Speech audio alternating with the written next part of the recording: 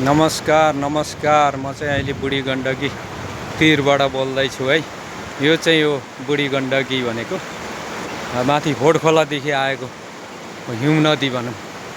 हिउँ नदी हो। पहिला पहिला बुढापाकाले हामीलाई चाहिँ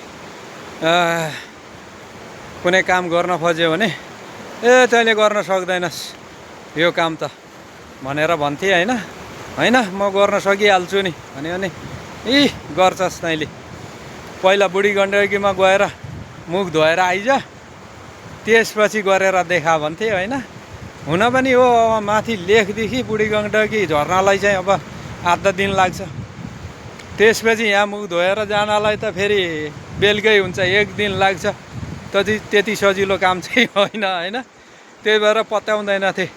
ल पहिला बुढी गण्डकीमा गएर मुख धोएर आइज, त्यसपछि चाहिँ अनि गर्ला त्यो काम भन्थे होइन। त्यही बुढी गण्डकी छेउतिर आइपुगेको छु हजुर म अहिले है त। नमस्कार।